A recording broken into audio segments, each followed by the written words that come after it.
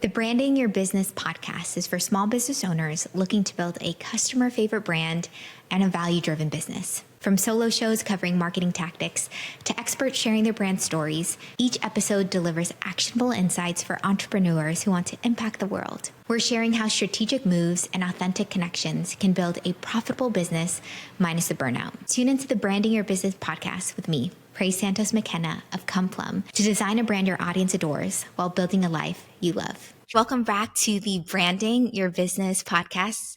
I'm your host, Praise Santos McKenna, the founder of the branding studio Come Plum here in San Francisco, and I have an incredible guest with me here today. He is behind a platform that has saved me so much time, resources, and headache. Honestly, a lot of tears. So we'll get into Collective a little bit more, but let me tell you a bit about him. So Hooman Radfar is a computer scientist, founder, and CEO of Collective, dedicated to helping entrepreneurs thrive. Previously, he co-founded AddThis, which was acquired by Oracle, and serves as a venture partner at Expa and founder of 10E9. At Collective, he drives strategy and growth, empowering self-employed professionals to focus on their passion, not paperwork. Anyone here hate paperwork? Hello, people in the back. Yes. As a founding partner at Expa, he collaborated with leaders from Uber, Foursquare, and Twitter, now X. Named one of tech's best entrepreneurs by Business Week, Hooman has been featured in Forbes, Wall Street Journal, and Fast Company, and has lectured at Stanford, Berkeley, and Carnegie Mellon. Thanks so much for being here today. Thanks for having me. I'm so excited. Yeah. Okay. If you notice, he is rocking Collective swag. How many Collective hoodies do you own? I honestly don't have that many. I think I have 2. Oh my goodness. Okay. Yeah. How many mugs? I don't have that many. I don't think I have any. I have 1 water bottle. I have my backpack. I have 2 hats. Okay. Yeah. I have an abundance of shirts. Okay. So it's the t-shirt game. Yeah. And I didn't want to. They were handed to me in events. You're like, I didn't choose this. I didn't choose this life. Okay. I chose you. Well, have you seen Collective shirts out in the wild? Not really, but I think the interesting kind of, corollary to that is I am now seeing, sometimes we'll go out if we wear it. My brother was in Hawaii and someone came up who was a photographer and was like, hey, I'm a member. Or my wife's friend was getting her hair styled. My wife's friend was starting a business and the stylist recommended Collective. So it's kind of wild when you see the output of your labor in someone else's hands that you don't know. It's terrifying too, but it's interesting. Yeah. Yeah. So it's catching on. Yeah, it feels like it, but it makes like the burden higher. You want to step it up. Yeah, that's real. I did refer my hairstylist to Collective too. I never honestly, some of the folks, we have Olympic snowboarders, we have lactation consultants, we have it's wild. Some of the things people can do. Entrepreneurship is going insane. And I think the solo founder is so popular and it's only rising with AI. Yeah. It's a very real thing, like self-employment. Like people are realizing, wait, I have these skills that people will pay me for. Yeah. And they're also realizing, wait, but some of this is not easy. And that's how they kind of stumble on Collective. But let's back up a little bit because I've read a little bit about your story that a lot of the and impetus of starting Collective is you kind of knew the self-employment struggle because when your parents immigrated here to the US, they started their own business. Can you tell us a little bit about that? Yeah, so I was born in London. So maybe I'll rewind a little bit. I'm Persian. We discussed that before. And during the Iranian Revolution, or as it was starting, I should say, they were immigrating. They wanted to come to the US. I was born along the way. And then we moved to Pittsburgh, not California for those of you out here, in Pennsylvania. So Steelers, Pittsburgh. And growing up there, they were both physicians and, they wanted to have their own practice. Now, my parents got divorced. And so my mom ran her practice a very specific way. And my dad ran his practice. And it's interesting. My dad actually ended up having an S Corp. And I never really knew about it. And my stepmom and I actually talk about this quite a bit. She really understood what we did at Collective. I was shocked when we started the company because you just, you never dive into the administration pieces with them too much. You get conversant, but that was their day to day. And she was telling me how she did her own expense categorization. And then I think, she handed it off to a bookkeeper to do the reconciliation. And it was just wild how much she knew about what we did. And she's like, I don't understand how you do this in one platform. So yes, I got very familiar with it. And I think one of the reasons I get so excited about it is I can feel it. It's my parents, it's my family. I have cousins who do it. I have so many friends. And as soon as I started this, I feel like there was this oh, that's a solopreneur. That's a solopreneur. I didn't think about it as much, and they're everywhere. So yeah, I'm really excited about it, if you can't tell. Yeah, they're everywhere. Yeah, It's true. it So is. many people who listen to the podcast, they're like, that's me. That's Yeah. me. I can It's identify with it. 38% of the workforce now, 27 million people. 38%. Do you know the statistics of what happened after COVID? I feel like it just went up, It's but been going up. So when okay. we started out, ballparking, I want to say it was about 30%, 31% we started like thinking about. So yeah, if you look forward, it's been growing. It's projected to get to almost 50%, which I find to me even staggering. Like it feels almost, but 38 is so high. So it's not that far. Yeah, that is wild. Yeah. When I do think about my circle of friends, I feel like, well, we're in a San Francisco bubble. Yeah. And so I have found a lot of self-employed friends because you find your like-minded people, but I wouldn't have said it was 38%. Well, look, you think about it a different way. So yeah, San Francisco, New York, all of us have friends that are professionals and they want to go out on their own. And I think that is, or you think the gig workers. So those are two really relevant populations in these areas that we probably frequent. But where I grew up, there are realtors, there are contractors, there are therapists, there are solopreneurs, and they've been there. And it's not a new segment. I think it's one that has been ignored, might not be the right word, but overlooked by the technology community because it's just almost staggeringly large and so diverse. Yeah, no, that's real. Well, let's kind of click on this a little bit Sure. more because we're throwing out terms. Love that stepmom. She knew her S Corp and she She- built her own financial team, which those of you who just start out and they're like, okay, yeah, I can start filing my taxes by myself. Oh, sure, I can start keeping my books by myself. And then you realize all you have to do and you're like, help me, I'm drowning. Yeah. And that is the heart behind Collective, really a finance team for these businesses of one. But let's back up. We're throwing around this term S Corp, and I have explained it to the people I coach, to my friends, and I never do it justice. And Yeah. so let's back it up even a little bit. Someone's just like tuning in and they're like, oh, I thought I was learning about branding. This is the part of the business part of the Branding Your Business podcast, which I really want to educate people. If you file taxes here in the United States, listen to the financial benefits of an S Corp. But can you, describe it in very simple terms? What is an S Corp and why is it beneficial for self-employed folks? For anyone out there who has heard the term or doesn't know the term, I wouldn't worry. I mean, academically, I was understanding it when I started the business, and I founded, a couple of companies. I've invested in over 50, so I think it's okay to not understand it. So the first thing I'll tell you is there's no such thing as an S corp. Actually, that is the most common response that someone who is, strictly legally speaking. What it is it's a tax election. So when you form your company, so let's just start from scratch. You're out there today and you're a solopreneur and you've got a great business. The first piece of advice people will give you is, hey, you should have an entity and that is an LLC or a PLLC or a C corp. And there's different benefits to it, but often for solopreneur, LLC is probably the simplest and best. Why? Because you have liability protection. So God forbid something happens with your business. You want your personal and business affairs to be separated, but also you want those finances to be separated from a tax perspective, right? Then the second thing you would think about is, well, how do I maximize my tax savings? So all things being equal, when you're in the United States, it turns out that when you're making a certain profit threshold, and it depends on your expenses, but I'll give you like a rough rule of thumb. If you're making 60, 70 grand in profit, so that's revenue less expenses, that's the business, you could benefit from this thing called an S election. And so that elected entity is often referred to as an S corp, but you're still just an LLC, right? So then why would you do that? Well, our members are saving an average of $10,000 a year, which is like a material amount of money, right? Like, just to be clear, I am a member of Collective. I actually use it myself. My brother is a member. Why? Because I'm a venture partner at Expa. And so as part of that, they pay me as a contractor. My wife is an interior designer. So we run it through an S Corp that we created in Collective. And I can talk more about how you save taxes on it, but the quick and dirty version of it, I guess, is when your business makes money, Hooman himself makes money by paying himself on payroll, right? Or in an S-selected company, you have this thing called a distribution. So let's just do a simple example. If I pay myself, I don't know, $50,000 through payroll, it's subject to all of your normal taxes, Social Security, Medicare, Medicaid, all that other stuff. The distribution, which is a tool you can only do with an S Corp that you can pay yourself, is not subject to that. So you save 15% on whatever you pay yourself as a distribution annually. So right there, if you have like a $50,000, kind of thing, that's, what is that? $7,500 or so you save. right there. And that's just a simple example. Then the question is, how much do you pay yourself or whatever? And that's kind of where you can work with a company like ours to do it. So it's really for people who are more established, getting more successful. It's a way to do it. And candidly, it's not a new thing. It's been done. My dad has been doing it for years. Ashton Kutcher has an S Corp. He's one of our investors.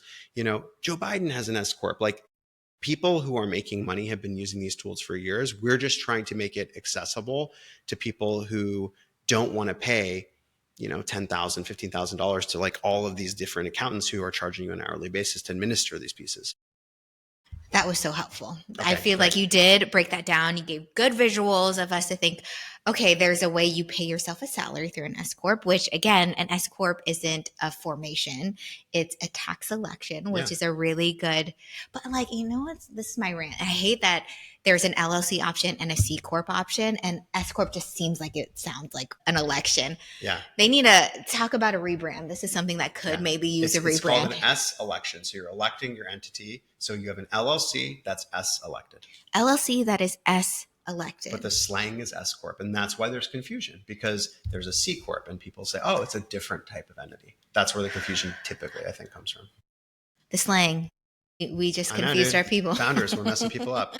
But I dig it, because that's, yes, for those people who have sat with me at this table and I tried to explain to them, you will just save money on your taxes because you can pay yourself a salary, a reasonable salary, but your profit isn't as taxed as much. That's right. And so that's the sneak around that our US government created. It's not even a sneak around. They created it to benefit people.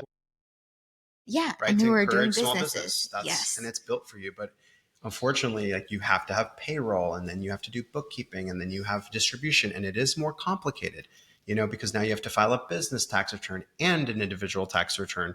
Whereas if you were just to do even just an LLC or even sole prop, it's simpler administratively. So the question is always, that's why we look at a certain profit threshold. There's a point in time where it's not worth it to do it because the administrative overhead's too much for the savings. And that's why we have a call at the beginning to say, hey, let's run through your math and just make sure this makes sense for you, because we really don't want people to come on if it doesn't work out for them, right? It's still like, it's more work than doing a normal formation structure. 100%. And that is actually so helpful too this is also good dating when you kind of do that first date and you're like, let's see if this is even going to work out. Yeah. And that's kind of your onboarding call with Collective. Like, let's see if this will even benefit you, if the benefits outweigh the headache and the cost of all this administrative. It's hard. I mean, like, we're trying to be conscious of people's time, and we ask as many questions as we can afford. But, a lot of times the reason the call can help and that we found it is, people, they'll fill in the form incorrectly. They didn't understand a question. They might confuse profit with revenue. You say, how much, have you made? Like, it's these terms are financially driven, and over time, like, the vision that we have for the company, and I hope like you and our other partners who are the members, you should have an office of a CFO in your pocket.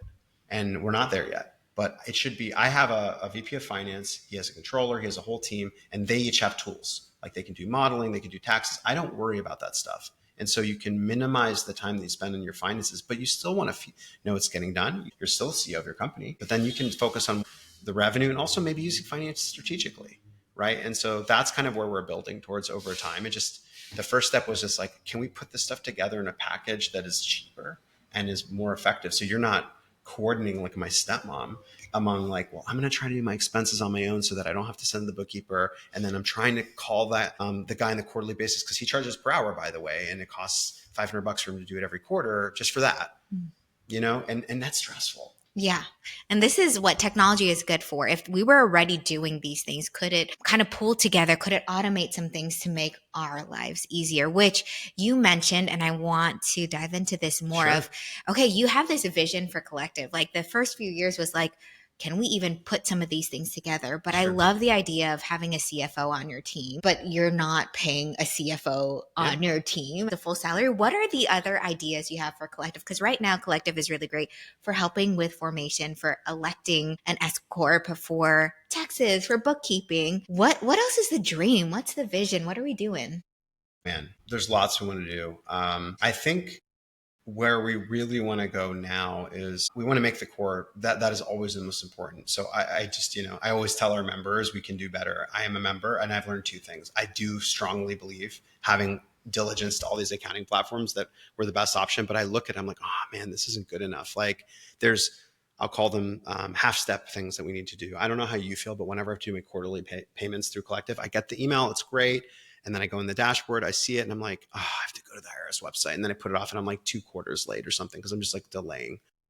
I wish there's just like a pay button in there. There's like simplification, streamlining that we need to do within it. When I'm sending invoicing, I want it to like automatically connect to my bank and then to connect to Collective, and I could use Stripe to do it or whatever. And so there's some of these like things that we need to do just to streamline the process a little bit on the core. But where we're going is we want to have more plans to make it more accessible to more people. So like an S Corp doesn't make sense for some people, right? Most of the time it's an income threshold, but hey, let's let people have just the LLC, just, books and like really simple taxes, and then they can graduate up. Or sometimes your business is slowing down a bit and you're like, hey, doesn't make sense to pay $349 a month. Can I downgrade for a bit? And we want to have those options so people don't just feel like trapped in that area. The other side is growing, right? Like 20% or so of our businesses have grown. They have like employees and contractors, and it's not like a venture-backed business where it's like growing like crazy, but they need to administer their payroll. Like, let's have good options for that. So that's one area. And the other is, think of it, if you're looking at that like office of the CFO, one part of it is finance, and we have a lot of tools that we want to add in for finance, like in cash flow management and what have you. But there's an administration side, like health benefits, insurance, retirement. Like when you typically have payroll and in like a company, they provide these things. And as solopreneurs, unfortunately, that's not something that's provided. You have to go look in open marketplaces for it. So those are just like some starting points that we're thinking about. Yeah, I feel like you're really getting into like the headaches, the paperwork of being an entrepreneur. Because I've been there too. You're like, okay, quarterly tax, I have to click here, then go to the IRS website and then do this. Or yeah, like, oh, do I need this sort of insurance if I'm the only person? There's so many little questions that you have as an entrepreneur that you just want to make sure you're covered. Click your way through it. Make sure it's all legal, and you don't want to click 5 to 10 times or go shopping on a separate marketplace to figure it out. And it seems like the vision is like, how can we simplify it? How can we contain it in a dashboard? How can we make it more simple? Which I will say, as a collective member, it's already more simple than it was before for me. But I agree, there's still just a long way to go, which I think you've done a really good job as a founder because you're also a member. But getting into the shoes of someone who is a solopreneur or who's in this environment. Do you ever feel like you wear so many hats as a small business owner? I totally get that. Here at Come Plum, we want to keep you in your zone of genius, how you serve and show up for people. So leave the branding to us. In a collaborative way through brand coaching, we help you define your brand foundations, your brand strategy, and your brand expression, all that fun stuff like logo, websites, videos, photos, and more. If you go to comeplum.com and mention in the contact form that you heard about us through our Branding Your Business podcast, you get cool perks like an extra hour of coaching or maybe even 10% off your coaching package. We can't wait to collaborate with you to build a brand that you and your clients love. What made you want to choose the self-employed person to be your target audience? Is it your family story? Was it an aha moment working for other companies, founding other companies? What led you to want to work with people like me? And what keeps you excited about working with solopreneurs, or 38% of workers in the US? Yeah. Like most stories, they're best told backwards, right? You don't know. If I were to go back, like even in school, this is what I would want to do and be passionate about. I think passion develops over time, but the progression for me was I'd been a founder. I never thought of my parents as founders. I thought of them as their profession, like they're doctors, but they had to do everything I have to do. I just never frankly gave them credit for it, right? And said, wow, you have to pay your taxes. You have to do accounting. You have to pay your bills. You have cash flow issues. Like you have, a secretary or an employee, like that's stressful. And so I guess some part, conscious or unconscious, I became a founder because I just didn't know. Like that's how my parents were. They were always independent and I wanted that independence. And then as I kind of progressed throughout my career, sold my company to Oracle, started investing more and, did like, 50 plus investments in a lot of companies. I started to realize I really enjoy serving founders too. It's really great. It's this loop where you're helping them, but candidly, you learn a lot from those experiences. I learned that, I wasn't as good as I thought. I wasn't as bad as I thought. And I learned some new ways to do things, which I thought was great. And so I love that customer base. But what I missed when I was investing actively, and I still try to invest, but I missed the scale. My first company had 15 million customers, right? And I missed the team dynamic of building together and investing. It's like a solo game. And so I thought to myself, is there an opportunity for me to be a founder again, which I loved, serving founders at scale? Well, the largest scale population of founders are you guys. And so, yeah, it dovetailed naturally. And as I started researching, it just was these cascading ahas of like, my parents were this and my friend is this. And I couldn't believe there wasn't anything. I still, honestly, I talk to venture investors and I feel embarrassed. I've been on the other side of pitches when you ask them the competition. And if someone says there's no competition, you're like, okay. And I'm not saying there's no alternatives, but what I mean is, and I would love for you to correct me, but like the real competition we find when we're in the calls is the local accountant and some combo of a DIY stack, right? There's not like one accountant on average that's like doing everything we're doing in any meaningful way, but they'll handle the bulk. Maybe they'll give you some advice on, quarterly and tax and advise you on how to use payroll and whatnot. And then you're responsible for kind of the rest. And to me, I was just shocked that that's the best that we can do. There was like SAP up there for the big boys and NetSuite, and there was Rippling, but like there's nothing for this. And this is like the backbone of the economy. And these are real people who are like my parents, putting food on the table. My mom ran a business for 30 years, never took a dime, was profitable and retired. That's pretty good, right? And so I thought I could get psyched. And now what's happened is, you said, what keeps you excited? I actually don't have a problem I'm more excited. Like every year you get more into it and you realize, my God, we're not doing a good enough job. It feels almost some ways worse because I'm diving into the product. I'm like, this isn't good enough. This isn't good enough. I don't know if I'm going to be satisfied per se, but I guess that's good for my customers because I see it. Like I call my team and I'll give you an example. Up until recently, it was pretty hard to ingest bank statements. There wasn't a lot of APIs for people that are technical. So we asked people to upload their bank statements. There's just a lot of banks. It sucks to do that at the beginning. Like when we ask you to do it, it's just annoying. So I put it off and then my bookkeeping is delayed. We're creating auto ingestion for that because there's enough APIs now and like we're big enough. And so hopefully for the majority of our customers, they literally don't do that anymore. It's just, that's a relief. So now the system just works. I swipe my credit card. I've connected my accounts. Collective just kind of makes it happen, may ask me a few questions. And then all of a sudden I get a quarterly tax. Like that's what I want. I don't want to think. Yeah, I love to hear that. And this is what I've heard with a lot of founder stories, solopreneur stories of it is the looking back that sometimes we don't see all the dots connecting so cleanly in the moment. Yeah. But you can look back and be like, oh, wait, there was a little sprinkling here because I noticed in my parents, or I noticed just like the environment your parents raised you in of like, oh, look, they kind of got to make their own calls, their own decisions. I like that. That's my reality. And then you kind of got into this world, but then you saw, wait, but then this kind of backbone of the economy isn't being served by these financial products that are out there to serve bigger companies. But why are we forgetting them? And I love to hear too that you even just get more excited as you get going. And I feel like a lot of folks who listen to the podcast, we talk a lot about target audience. We talk a lot about finding your niche too. And it's a lot of this energy of just figuring out what gets you excited. What is this problem that you just want to solve and be better? And like, it's a good thing not to be satisfied in that sense too. Like we all want to chill and be on the beach sometime too. Yes. But I think we can serve people better. Yeah. This place of service of, I think that there's a technology that's going to come out that makes uploading bank statements better. That's a small example of a really good lesson for a lot of us to learn of like, hey, keep going. Like we can refine this and be excellent at serving our people. And you just discover the deeper that you get, the more problems you can solve, or the more that you can refine your product and refine how you do things. I want to talk about how you've refined something, but kind of more as a leader, because you are CEO of Collective, which Collective is a big team now. How many team members do you have? 200, probably 75. Okay, that's a lot of Collective t-shirts out in the world. A lot of hoodies out there too. We're very good at t-shirts. Yeah. I like that. Well, I have met a few of your team members and I feel like they're lovely. They're excited. You were nice enough to speak on, panels and educate us on you.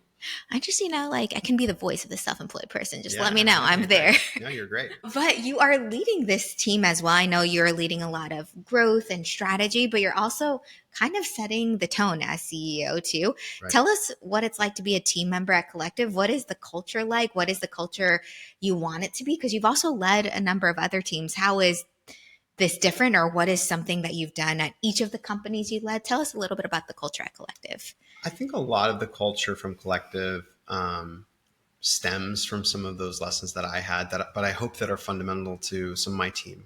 To me, a company is a fairly simple construct. If you're an entrepreneur, you don't want it to get too complicated. What is a business at the core? It's one group of people who are passionately serving another group of people along the lines of a mission. That mission connects them, right?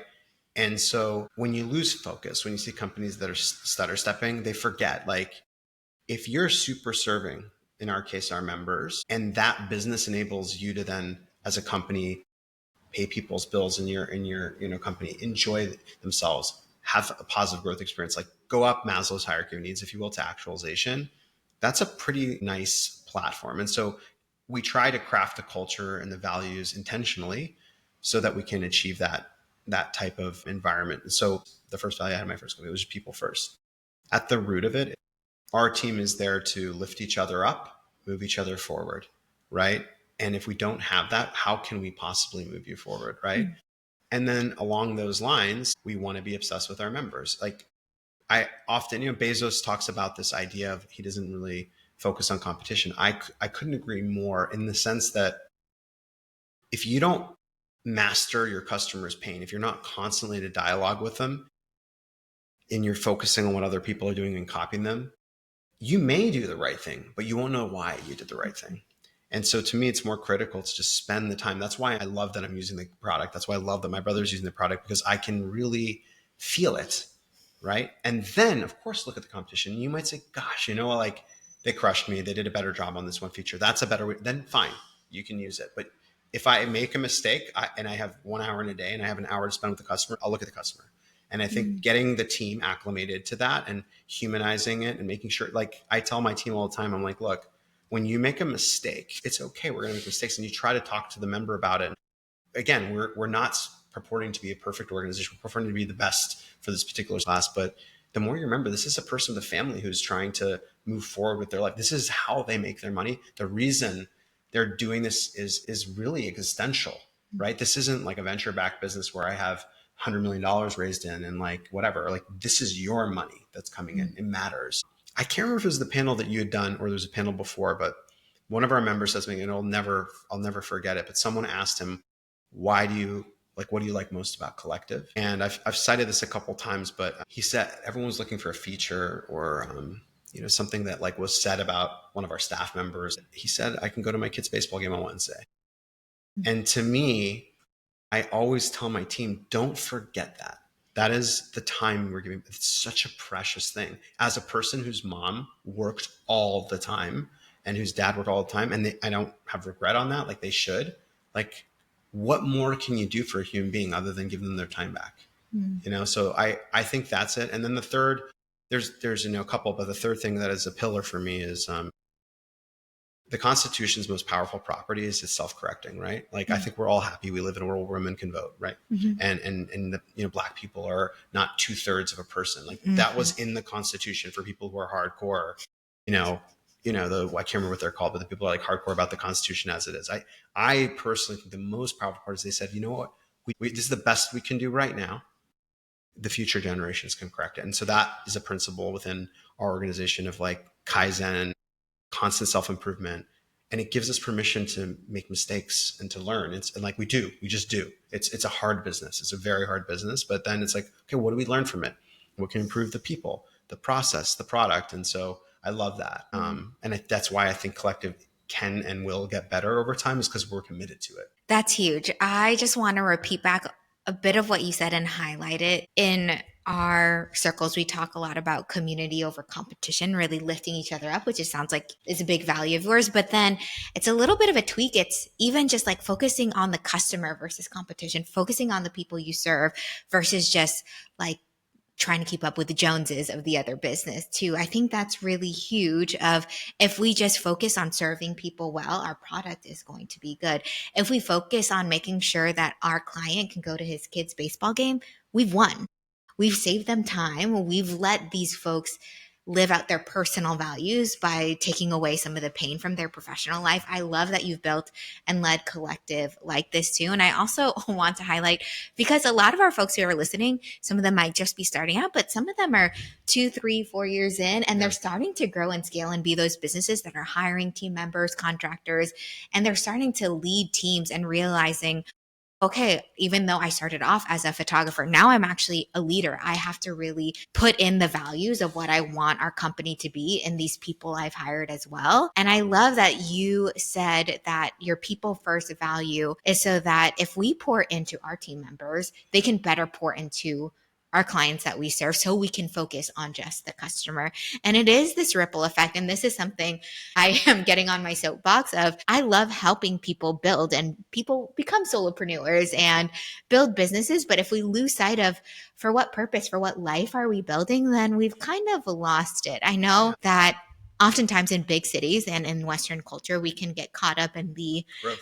yes, growth. We just got to keep on going. We got to go for literally the moon or Mars. And you know what? If that's how you're wired, great. But then is that really your why? Is that the thing that drove you? And it sounds like you've done an incredible job at Collective to kind of ground folks to be like, hey, let's focus on the big picture, because then if we lose it, we lose it. Exactly. And this might be, a stark example, but in the human body, we grow towards a purpose, right? When you have growth without purpose in the human body, that's called cancer. And so I always talk to entrepreneurs, especially in the Valley, but I think solopreneurs as well, set like some sort of intention, like what success is, not just in your business, but how that aligns with your life philosophy. And it's hard. And you can ask yourself, you're allowed to change it. But if you don't have the courage to ask yourself what the end goal is and why you're doing something, again, you're allowed to revisit it. You can change it. You can really veer off into dangerous, territory. I think there's a naivety when you're young, especially I was coming out of grad school, and, I had a bit of self-sacrifice for the company, and it impacted my health. And this time, I think there was a lot that went into this that was different for how I aligned myself with the company for success, so that the company and me could be successful at the same time. And even if I wasn't the right person in the company, it still could be successful and I'd be okay. I mean, that's huge. And I feel like we need to hear this more, just because I've seen that pattern too many times of people who are like, we're just going to grow, and then it's going to actually impact us physically, or it's going to impact our personal lives. And it sounds like you learned that lesson kind of early on, and you're like, okay, we don't need to go down this road anymore. This company needs to be able to grow without me, and not put all my eggs in this basket. Growth, it's not a good or bad thing. It is just a thing. And you have to decide if it's the right thing for you, and then ask yourself those questions. So for a collective, why do we want to scale? If I scale more, so our intention, there's 27 million folks.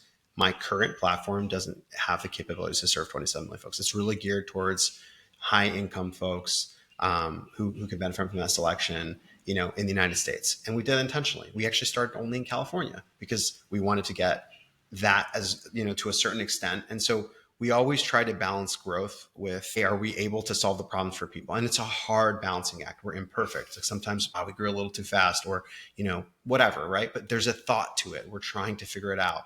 Some companies that I've seen, even in our space, they opened it up and they just like let everyone in.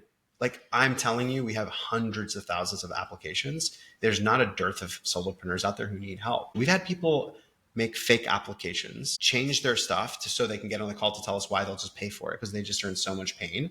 And we're like, we're not a good solution for you.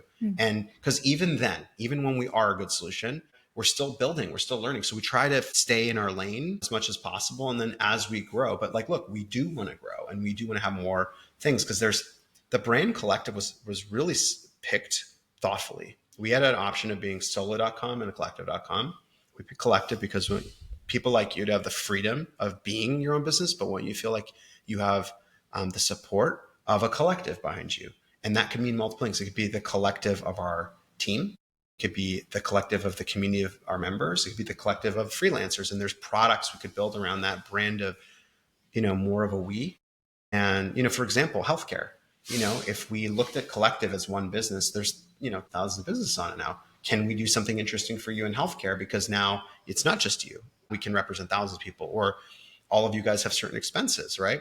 We can show you, hey, here's how you're doing relative to your peers.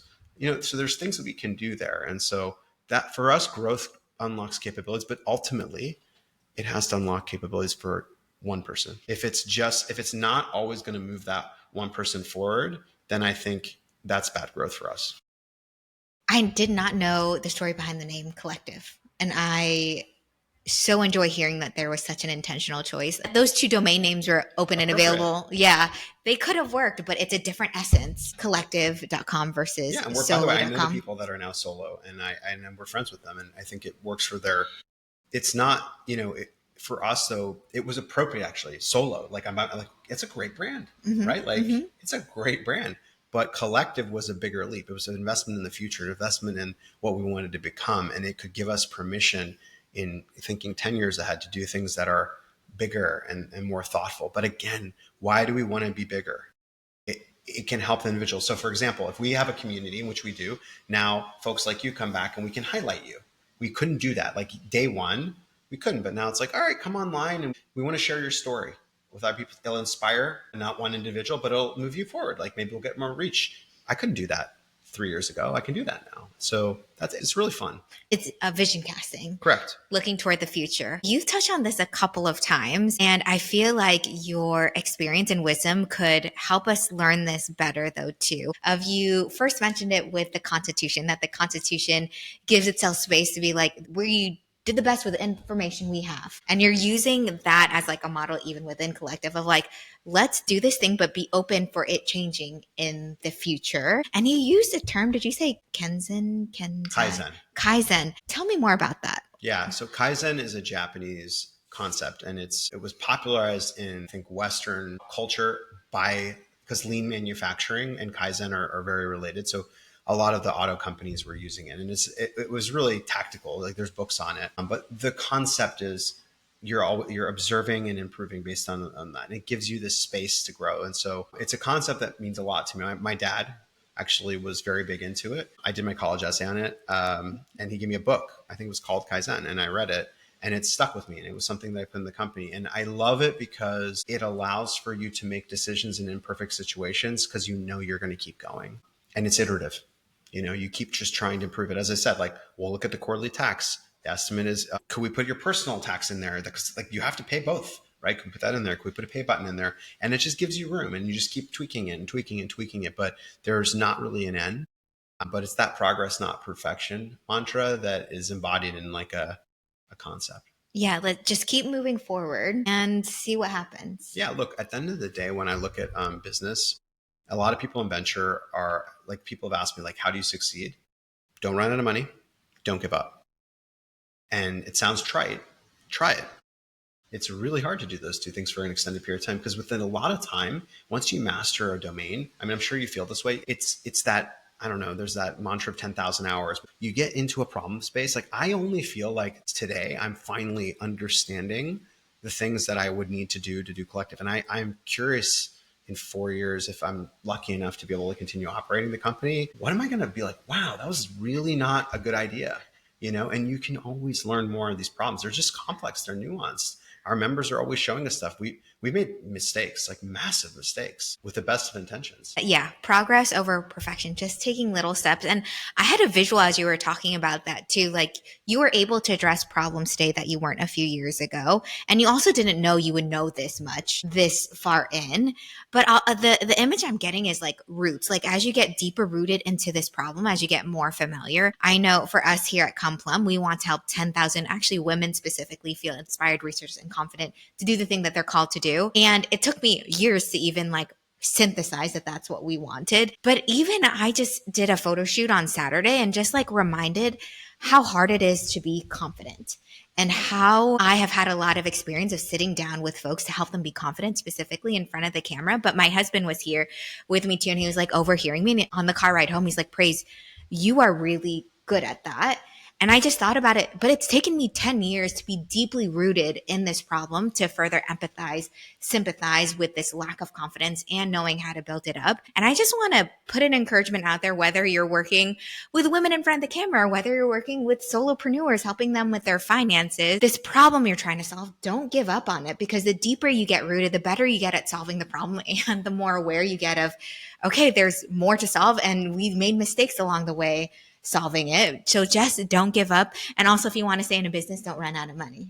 I also like that too. Very practical and very applicable, I think, to our listeners. As we round this out, this was so fun to have you here so we can nerd out about Collective, which I love. And I put it as like a signature in all of our show notes, because I'm like, y'all need to get on Collective so you can do the thing you're called to do. And some of you are not called to be finance people. And this is why you need to have the Collective behind you.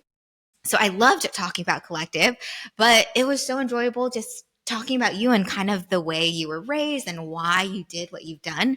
What's next for you personally and professionally? Personally and professionally, I think for me, what I really enjoy, and I kind of look at what brings me forward in the world. I kind of look every year. I have a process. Like, I don't know if you're a ritualistic person, but like New Year's, for example, is like a really nice time for me to look back at the year.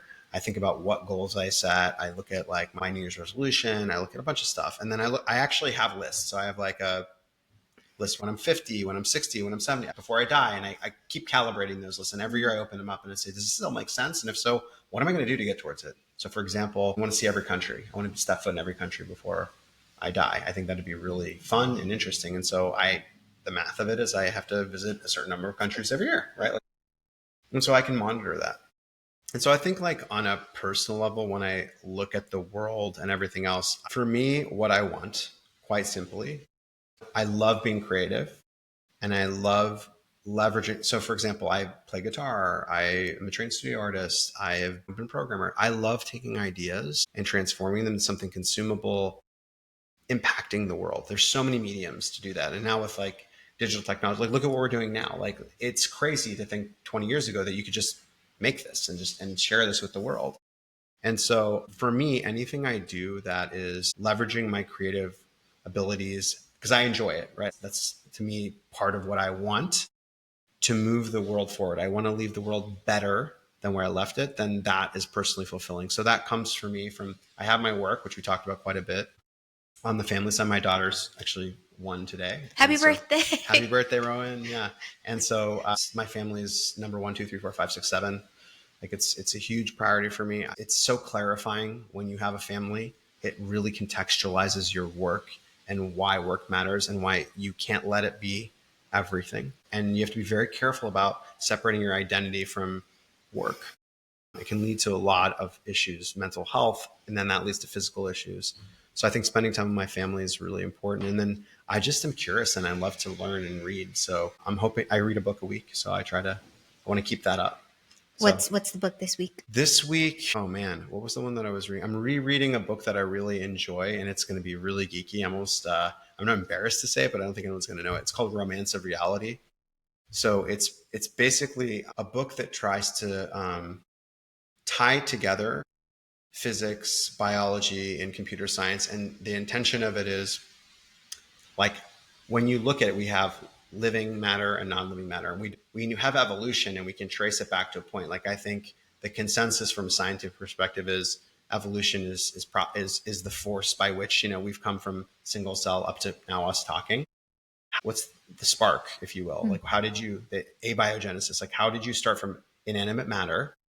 And where did life come from? And it leads back to the first principle of the universe. So it's a really interesting book that tries to postulate like, okay, why? Like that life is an integral part of the universe. It's not an accident and it is woven into the fabric of the universe, which means life has a greater purpose if it's intentional in the universe. So I get a lot of like spiritualism through science, which is odd. I'm not religious, but I deeply believe in a higher power because of that, which is probably surprising to people.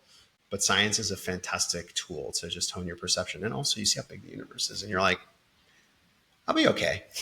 Everything will be okay. Yeah. This problem, it seems really big right now in the grand scheme of things. When you're reminded about the grand scheme of things, it puts a lot of things into perspective. That's the role of family. That's the role of community. If you have what you guys do, and I don't mean to be like trivial about it, is you give me grounding.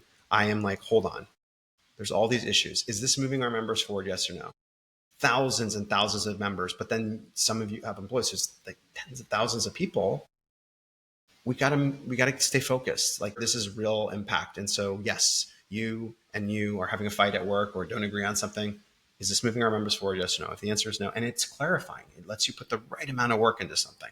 Perspective is everything. Yeah, exactly. Well, I know our listeners are going to want to get on the wait list for Collective, but they also are going to want to connect with you. Can you tell us how they can find you and Collective? Sure. So Collective is easy. We're collective.com. And you can find us Instagram at Collective and on LinkedIn at Collective. And then myself, my name is really Googleable. So Hooman Radfar. So when you find me, I'm that on Instagram, LinkedIn, everything else at Hooman Radfar. So is Who and Co a real thing? Is that what you? No, it's not. I should have it. My code name actually for all my projects, including like some of the earlier things that I built, I was always using Whoville.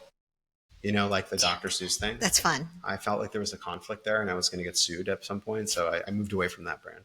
Okay. Yeah, your name is very Googleable. There's very a lot Googleable. Of, this is a fun brand experiment, but this is another Even podcast. Hooman, I should have bought Hooman.com. I had an opportunity actually. I own HoomanRadfar.com and I own Radfar.org, but I don't own Hooman. And I regret it. I also had opportunity to have Hooman at Gmail and Hooman Radfar at Gmail because I'm old. And I didn't. I did like a silly one for my first because like it was wasn't AOL the culture. was around, yeah. And it was like cool screen names that were weird and like personalized. Oh my gosh! But you didn't know it would be internet real estate. I know. My advice to everyone when a new platform comes out: go get your actual name as soon as possible. You'll never get the option back, so just get it. Get it and get Beyonce's, get Rihanna. Yeah. Well, then that's a whole nother game. Get your name. That's really the point. Get your name. Yeah. Own your brand. Own your brand. Yes.